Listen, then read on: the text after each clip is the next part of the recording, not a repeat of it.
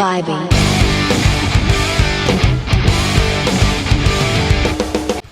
Alright, what is up, y'all? It is your man Julian, aka the Cozy Representative, back at it again.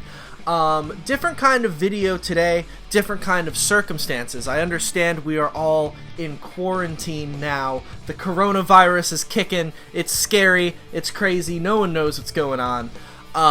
So I hope that y'all are finding fun, productive things to do inside and hopefully not, succumbing to the the crazy negative walls of your own brain. Try to stay active, and I don't know, I think that now's the best time to find some sort of, art project or something like that to work on to, keep ourselves busy and keep ourselves in check and whatnot. I've personally been, using this time to divulge into my YouTube workouts that I like to do. There's a lot of them on there. Some light cardio, hey, for like an hour a day, why not?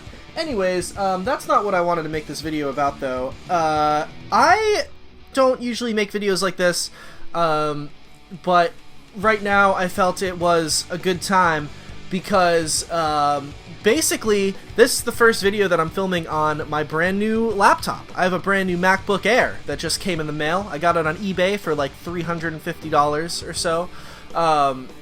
Yeah, my old MacBook, which was a refurbished MacBook Pro from like 2012, fucking crapped out on me. Yeah, it's kind of a long story. I didn't do anything to it, but I didn't like drop it or spill water in it or anything, but it just kind of, it's a long story of what happened to it. Something with the hard drive. I don't know. I tried like 8 bajillion million things. I watched a million videos. I talked to Apple support multiple times for hours at a time.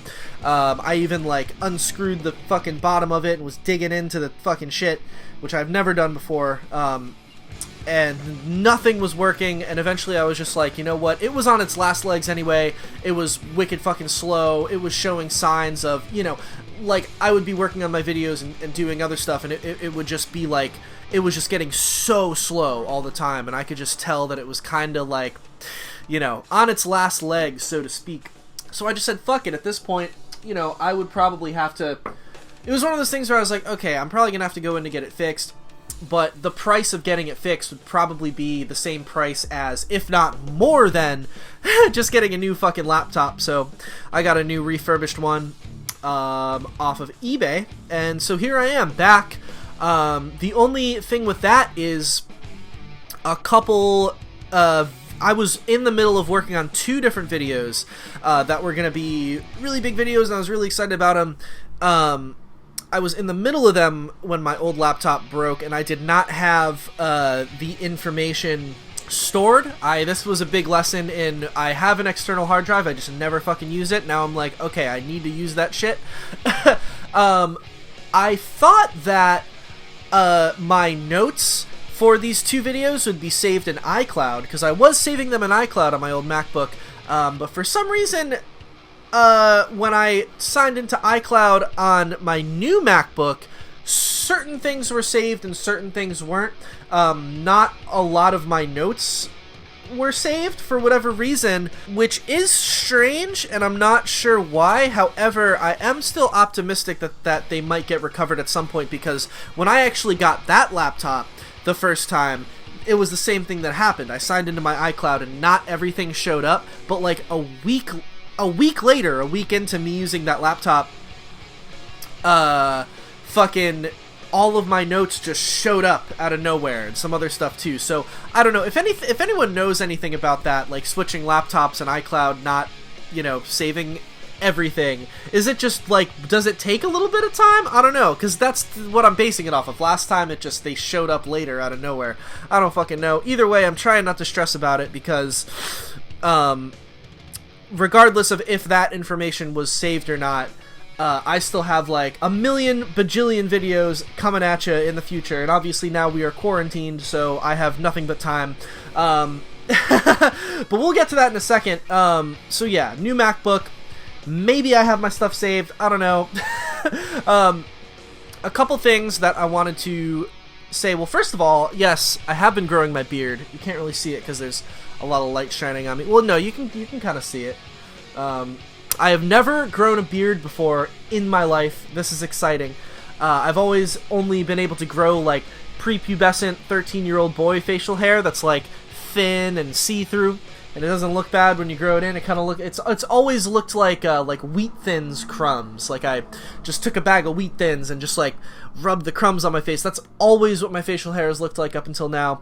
Recently, I shave, and I've been like, man, my facial hair is coming in a lot faster and a lot thicker than ever before. So I just decided as an experiment, let me grow out a little emo kid beard and see what happens.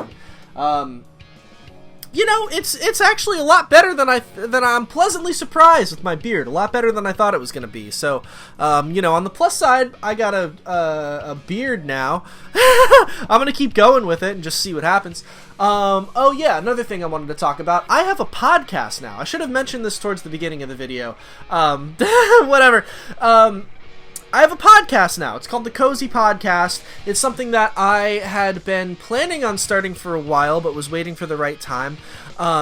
It is I am a co-host on it. The original idea was that it would be like my podcast, and I would have other people on it periodically, but it turned into a thing where I decided that my YouTube videos are kind of just me talking, so I thought that it would be cool to, on the podcast, have some sort of a co-host or some sort of a, person that I do it with, just to make it more interesting and, show a different side of myself or whatever. So my co-host is my friend Frankie Circa, who he runs a clothing line called Ride or Die Clothing, based out of LA, so he's on the other side of the country from me. We've never actually met in person, but I will put his links to his shit in the description. I have worn one of my shirts that I have of his, of the Ride or Die, on videos before. He makes really cool stuff. You should follow his stuff. And I will put his links down below. And he is my co-host on the Cozy Podcast. We have 2 episodes out now.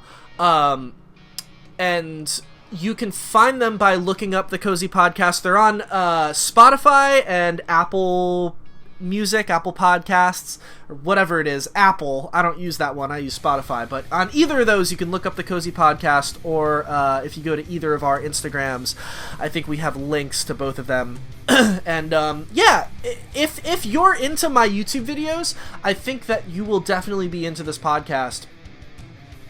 So far right now, the episodes that we have are just me and Frankie talking, and kind of just talking about scene culture, Warped Tour, alternative press scene type stuff, talking about the evolution of it, talking about all sorts of things, what it means to, ways that certain bands have grown and done a good job of growing, and ways that bands have fallen off the wayside.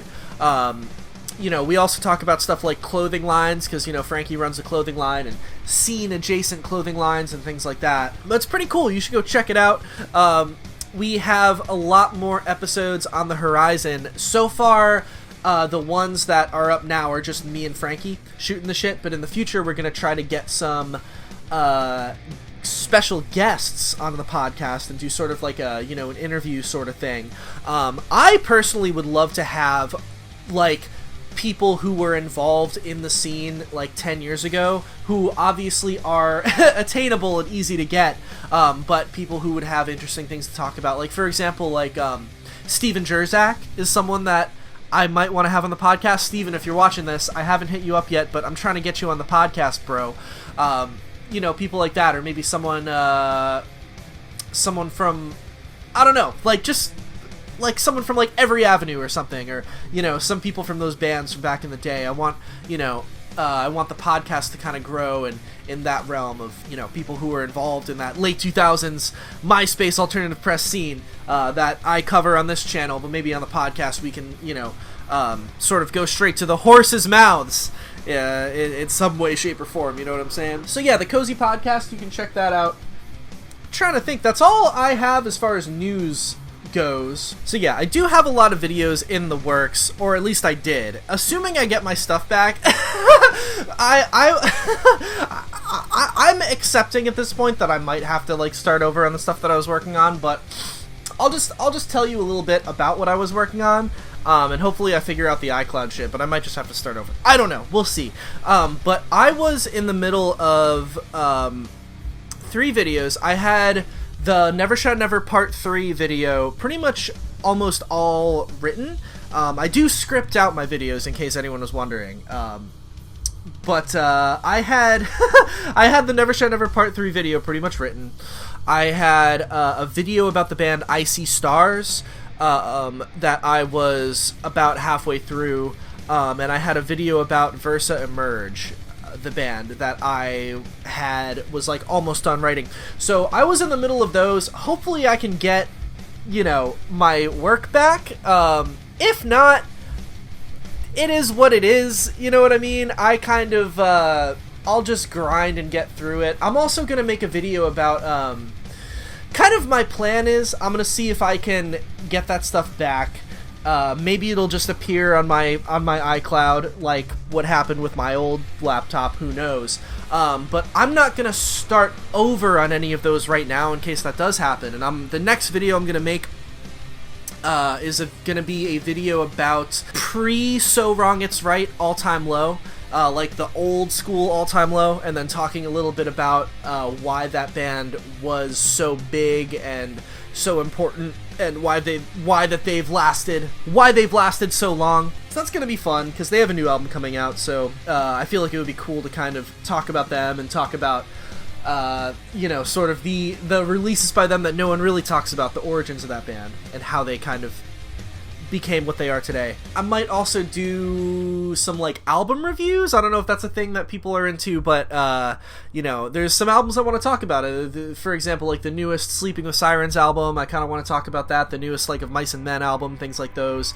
I don't know. We'll see. I'm getting back on the horse, though. There's gonna be a lot of videos coming. Don't you worry. So the last thing that I wanted to do in this video, just to make it a little bit more interesting than just a little news update or whatever about what I'm doing, is sort of do something that I've never really done on this channel and talk about myself and who I am and where I come from in life. Because if any of y'all are interested, I don't know, if any of y'all have been watching my videos, maybe you wonder who I am and what my deal is as a human being and as a person. So yes, who is the Cozy Representative? What is my deal? So my name is Julian. That's my name, Julian Barash. I am 23 years old. I was born and raised in a town called Cambridge, Massachusetts, which is like right next to Boston. I currently live in Allston, Mass, which is also like right next to Boston and also near Cambridge. I'm still here. Townie for life, motherfucker. 617. Boston Pride. Or what? No, I'm just kidding. But seriously though, I am from the 617. Anyways, so I have been into music for a very, very long time, from a very, very young age. My parents are very cool and very hip, and were musicians themselves, and also into music, and showed me a lot of stuff from an early age. Specifically, my dad showed me bands like the Ramones and Nirvana from when I was like super, super young, so I was right off the bat getting into some pretty good stuff from them. And then right around when I was in 2nd grade, I started watching a lot of MTV and got really into that, and oddly enough I got really into a lot of the like rap and hip hop and R&B that was like really popular around that time. I got really into like Ludacris and Usher and Lil Jon and like Eminem. Pretty much anything that was on MTV I ended up liking. And then that led into, I think a year later when I was in 3rd grade, I was watching the MTV Top 20 Video Countdown, which I believe would happen on Saturday morning, and I saw the music video for Sugar We're Going Down by Fall Out Boy, and long story short, it completely blew my mind. I had never seen anything like that before. I loved everything about it. I loved the aesthetic of the video. I loved the way that the guys looked. I loved the song, and like I said, it was unlike anything that I had ever heard or seen before. I was smitten with it, enamored. So I went out and bought that album from under the cork tree pretty much like right after it came out. It was like 2005. This was like right as that video was blowing up, and right as they were blowing up, I bought that album. It was a new album from under the cork tree, and I would listen to it religiously on my little Walkman. And pretty much from there, I was just absolutely crazy about Fall Out Boy and crazy about anything that had to do with Fall Out Boy. Starting around that time, Fall Out Boy were my favorite band, and then I got into, you know, pretty much anything that was on Fueled by Ramen, which was their label, or anything that was on Decadence Records, which is Pete Wentz's label. I was, like, loyal to those labels, which is interesting. That's the thing that I feel like doesn't really happen much nowadays, but I was... Anything that came out on Fueled by Ramen, anything that came out in Decadence, anything that Pete Wentz talked about, I would get into. So I basically just started getting into that whole Fueled by Ramen emo pop explosion of the mid-2000s right as it was happening when I was in, like, 3rd, 4th, 5th grade. So it was, you know, Fall Out Boy, of course, and then The Academy Is, Cobra Starship, Gym Class Heroes, The Hush Sound, Paramore, you know, what else was there? Did I already say Cobra Starship? All that stuff, you know what I'm talking about. That was just my shit. I was into all those bands. Eventually I started reading Alternative Press magazine, and then I was finding bands like, you know, I found like Every Avenue, and they had just released like their first EP on a label. I found The Main when they had just released their first EP, you know, The Morning Light, All Time Low, all these bands that were coming up, I was finding them through Alternative Press, and then that got me, you know, into bands like Say Anything, and, you know, eventually in high school, I started listening to, you know, more, I had a big, like, post-hardcore phase, started listening to Dance Gavin Dance, and Chiodos, and The Fall of Troy. That was when I started, like, smoking weed.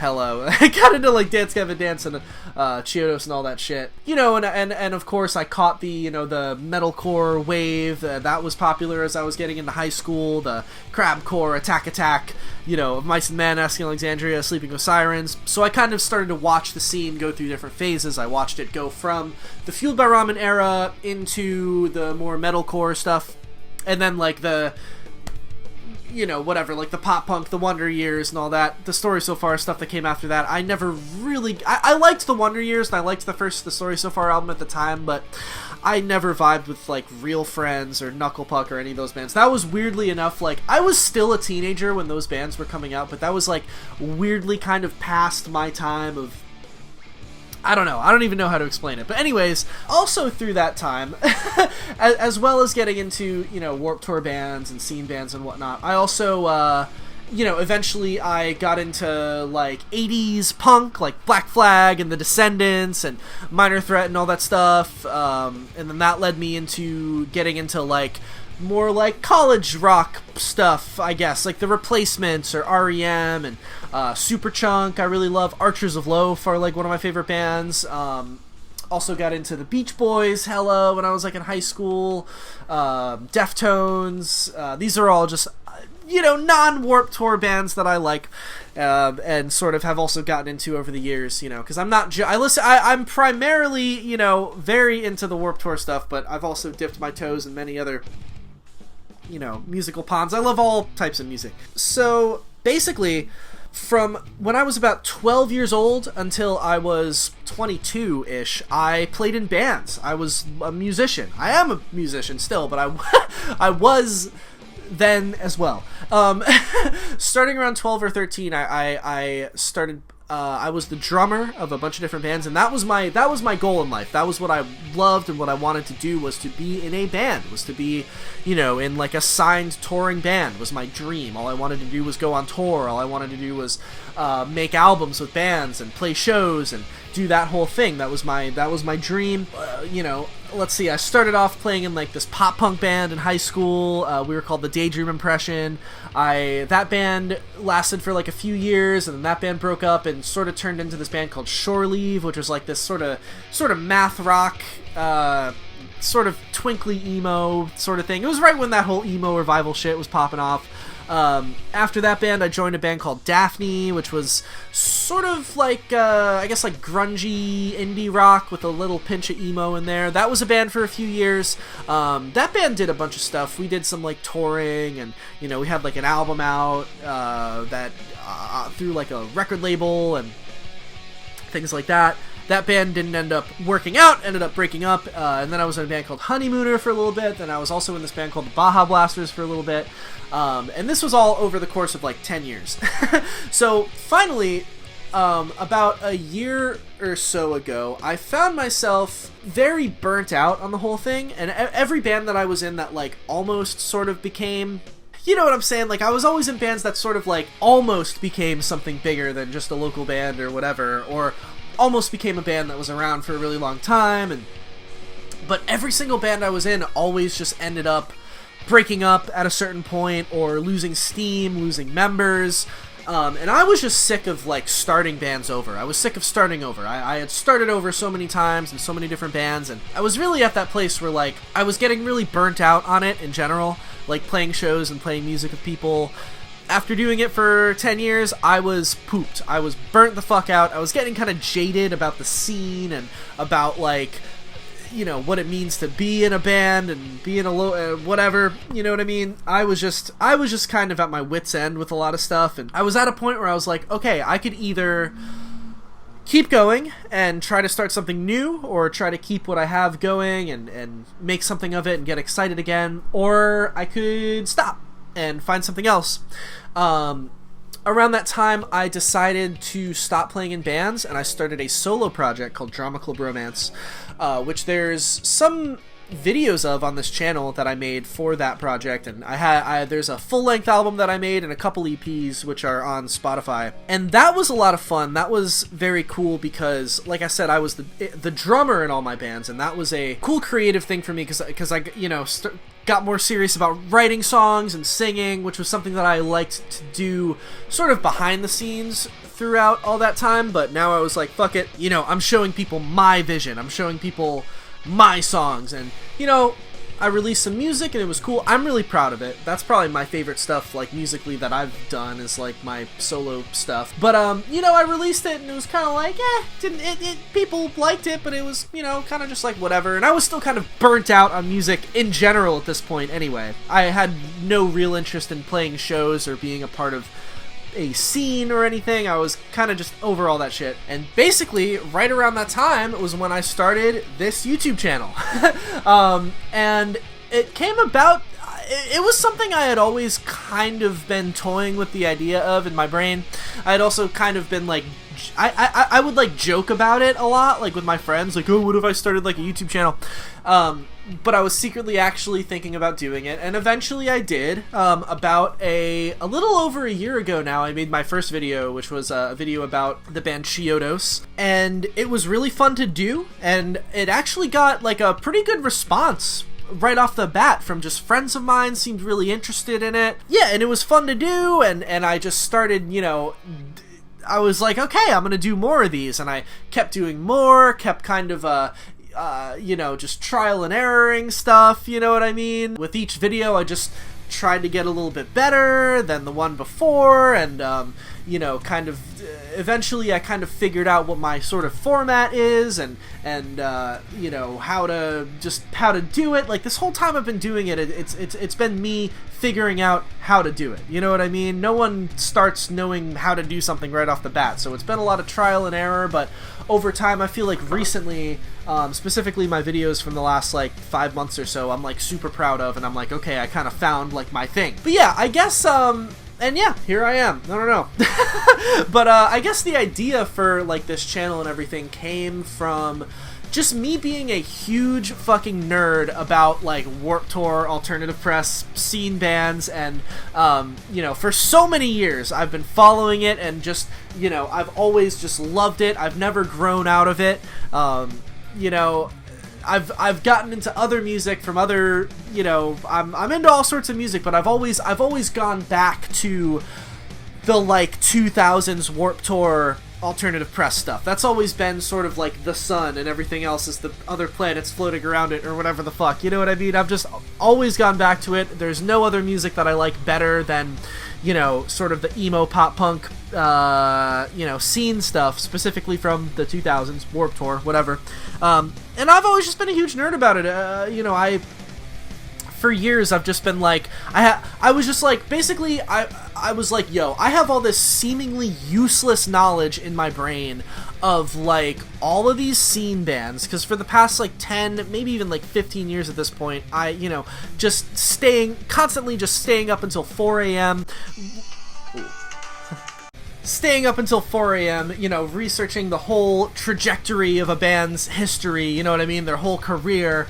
I've always been into stuff like that, just like where they came from, the different album cycles they went through, different member lineup changes they went through, what labels they were on, what producers they worked with, what albums worked and what albums didn't, what albums were big albums and what albums weren't, and why was that, you know what I mean? These are always just things that I have just been very into, like, for as long as I can remember. You know, I've always just been a huge music nerd, I guess, and about, like, scene kid emo bands. And like I said, around this time I was just like, man, I just have a wealth of seemingly useless knowledge about this shit that, like, you know, what kind of, you know, I can't, like, apply for a job and be like, so, you know, hey, AutoZone, I don't know why I would never apply at AutoZone, but, you know, I know, like, so much shit about 2000s Warped Tour bands, like, no one's, you can't go to school for that, it's just, like, a random fucking thing, so I was like, why not just start this fucking YouTube channel and just, you know, kind of talk about it and find like-minded people through the internet, which I have. That's kind of been more my goal than anything. I'm not trying to be, you know, Mr. Big Popular YouTube guy at all. That is not my goal. My only goal is to make quality content and to find, you know, like-minded people, you know, to talk to, and maybe my videos might scratch some sort of itch for some of you who might be just like me. And it's the connections that I've made already through this have been really beautiful and awesome, and I love doing it. I have no plans on stopping, you know what I mean? I know this is like a cliche, but this is literally like just the beginning for me on this shit. I have so many videos that I want to make. I have so many planned, and now that I have my new laptop, it will be in, you know, set in motion ASAP. But yeah, there's so many bands I want to cover, you know, a lot of specifically those kind of lesser known bands from the mid to late 2000s, like, you know, I want to do, like, Artist versus Poet, The Morning Light, Sing It Loud, Every Avenue, you know, The Main, like, that whole sort of neon wave. You know, I want to talk about some heavier bands of Mice and Men, Asking Alexandria, you know, even bands like Thursday or some bands like that. You know, there's literally, the list is too long of the Hush Sound, Cobra Starship. The list is too long of bands that I want to talk about. I have a plan to, someday I want to make a video about Soulja Boy, because I feel like for some reason that would, like, work, you know what I mean? I don't know. I just have endless plans for this shit, and it's only just the beginning, and I'm so stoked on, you know, where it is, and yeah, without this running for too long, if you've made it this far into this video, thank you. This video obviously is for, like, you know, I don't know who the fuck's gonna watch this, but because it's about me or whatever. But yeah, seriously, thank you from the bottom of my heart for anybody who has even watched a single video on this channel, anyone who has subscribed and left comments and supported this, and you know, even people who, you know, hit me up on my Instagram and my Twitter and have, like, gotten to know me. I love that, you know what I mean? I'm just a human being out here living in the world. If you want to be friends, let's be fucking homies. You know, I respond to messages and I like to get to know people. I'm not, you know, above that, so hit me up. But yeah, seriously, thank you for the support all this time. I promise you it's only going to get better from here. And yeah, I don't know. I guess I'll end it off there. So that's kind of where I've been at, and a little bit about myself. And just a sincere thank you to everyone who has shown support so far. I love you all, for real. The best is yet to come. And yeah, I hope y'all are doing good. I hope y'all are chilling. Stay safe in this coronavirus madness. We'll make it out. You just gotta stay positive and just stay in our houses for a little bit. Not that hard. But yeah, I love you all. Thank you so much. New videos are gonna be flying out of this channel because, you know, quarantined and new laptop. So thank you all so much, for real. I love you all so much. It's your man Julian, aka the Cozy Representative. Peace out. Have a good night. I love you.